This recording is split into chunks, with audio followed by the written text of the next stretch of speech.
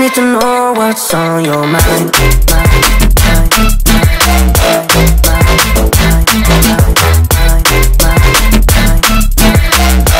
You can call my name, I'll be alright.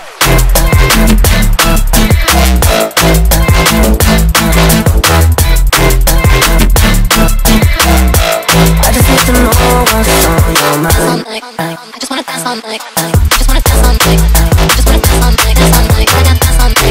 I just wanna dance all night. I just wanna dance all night. I just wanna dance all night. Dance all night. I got dance all night. I just wanna dance all night. I just wanna dance all night. I just wanna dance all night. Dance all night. I got dance all night. I just wanna dance all night. I just wanna dance all night.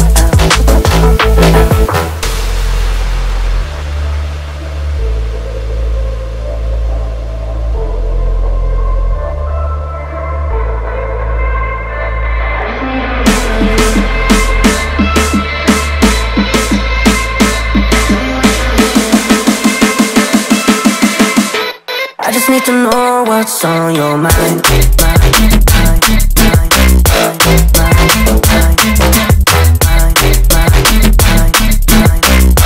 You can call my name, I'll be alright.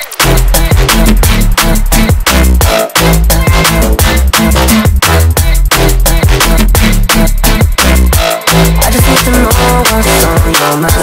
I just wanna dance all night. I just wanna dance all night. I just wanna dance all night. Dance all night. I got dance all night. I just wanna dance all night. I just wanna dance all night. I just wanna dance all night. Dance all night. I got dance all night. I just wanna dance all night. I just wanna dance all night. I just wanna dance all night.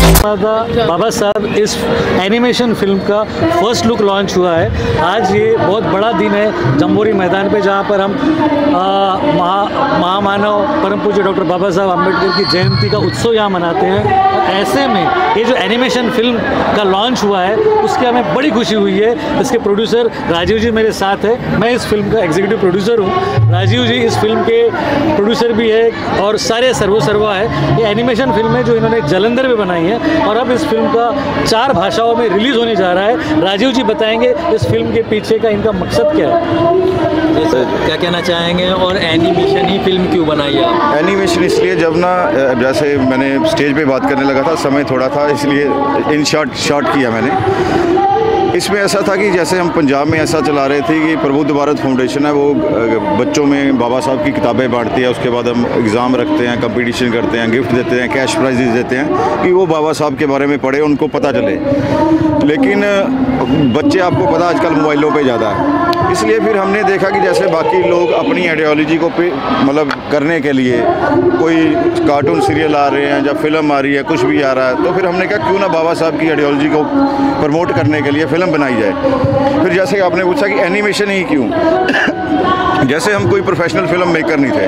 हमने जब उस live का action का budget मंगाया तो वो काफ़ी हमारी अप्रोच से बाहर था और उसके लिए हमें कभी पार्लियामेंट के सेट बनाने पड़ते थे, फॉरेन में जाना पड़ा था, क्योंकि बाबा साहब ने काफ़ी जगह काफ़ी कुछ किया हुआ है।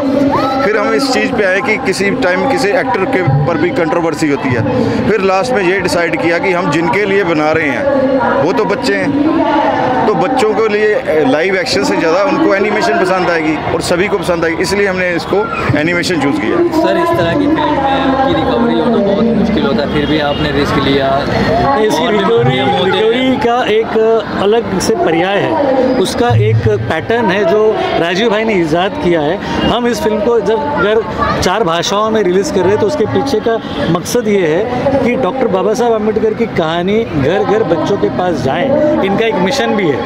इसमें जब हमने शुरू किया था, जब हम बच्चों के एग्ज़ाम लेते थे, तो हमारा एक एम था, हमने बनाया हुआ था मिशन हर घर अम्बेडकर, बल्कि बाबा साहब की फ़िलासफ़ी लोगों तक जाए। आज तक लोगों को सिर्फ यही पता है, लोग ज़्यादातर बात करते हैं कि बाबा साहब ने सिर्फ रिजर्वेशन दी, संविधान लिखा, बस ये 2 चीज़ें लोगों को ज़्यादातर क्या पूरे इंडिया को यही पता है। मैं कई बार ट्रैवल करता हूँ, मेरी अक्सर मैं पिछले हम 3 साल से काम कर रहे हैं इस फिल्म पे, तो अक्सर मेरी आदत है, मैं पूछता हूँ, कई बार मेरे पास ट्रेन में एक बैंक वाला बैठा होता है, मैं उससे पूछता हूँ कि आपको पता आरबीआई किसने बनाया, उसको नहीं पता। कई बार लेडीज़ से पूछता हूँ कि आपको पता कि आपको प्रेगनेंसी लीव का राइट किसने दिया, आपको इस तरह की प्रॉपर्टी का राइट किसने दिया, वोटिंग का राइट किसने दिया, बच्चा गोद लेने का कैसा राइट। मतलब पूरे देश को कुछ बाबा साहब के बारे में पता ही नहीं है। और ज़्यादातर हम जैसे हम देखते हैं कि ऐसे पढ़ाए जाते हैं, गांधी जी पे ऐसे आते हैं, नेहरू जी पे ऐसे आते हैं, और बाबा साहब के लेख बड़े कम आते हैं। मतलब उनके जीवन के बारे में ना ही कोई बताना चाहता है और ना ही कोई सुनना चाहता है।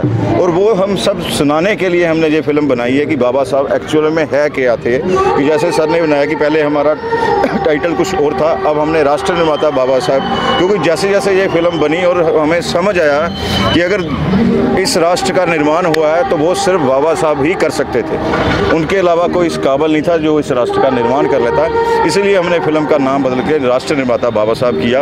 और ये फिल्म पूरे इंडिया में कश्मीर से लेकर कन्याकुमारी तक देखी जानी चाहिए, बंगाल से लेकर महाराष्ट्र तक देखी जानी चाहिए। इसलिए हमने वो 4 लैंग्वेज सेलेक्ट की और इसको हम उस लेवल पे रिलीज़ कर रहे हैं कि शायद कोई फिल्म स्टार जितना बड़ा, आप जिसको भी बड़ा हीरो मानते हो अपने, जो आपके लिए अच्छा है, जो उस लेवल पे हम इसको रिलीजिंग का प्लान कर रहे हैं और बड़े अच्छे लेवल पे इसको रिलीज़ करेंगे। बाबा साहब जैसे हरी जनजाति से आते थे बहुत पहले, जैसे बाबा साहब बहुत संघर्ष करके आगे ले एक थोड़ी सी बात मैं बताता हूँ। इसमें पहली तो चीज़, बाबा साहब हरिजन से, हरिजन कोई जाति नहीं है, हरिजन एक गाली है जो लोगों को नहीं बताया है।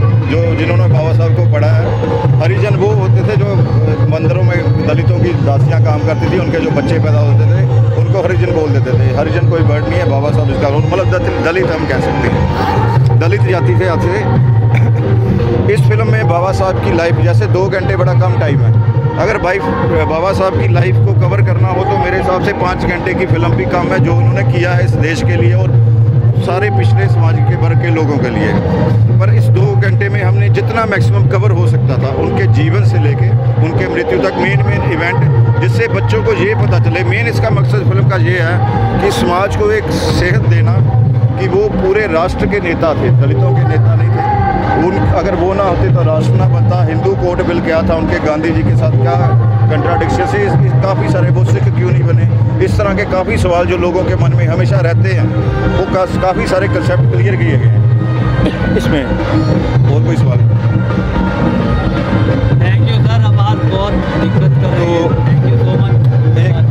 इसमें कोई भी अगर क्वेरी है, जैसे अगर कोई भी क्वेरी है फिल्म के बारे में, कोई पूछना चाहता है नंबर दे दीजिए। तो मेरा नंबर है, कोई भी किस टाइम भी फ़ोन करता है 7508675381 7508675381। किसी को भी कोई मतलब किसी तरह की भी कोई रिलीजिंग की बात करें तो ये क्या थिएटर में रिलीज होगी, किस OTT प्लेटफॉर्म पे आएगी, इसका क्या प्लान नहीं, है? पहले इसका थिएटिकल रिलीज होगा, बड़े पर्दे पे आएगी पहले, ये थिएटर के लिए रिलीज होगी, फिर ओवरसीज सारी कंट्रीज़ में होगी। हिंदी, अफ्रीका तक इसकी प्लानिंग है रिलीज़ करने की, ओवरसीज़ में भी अच्छे लेवल पे रिलीज़ होगी।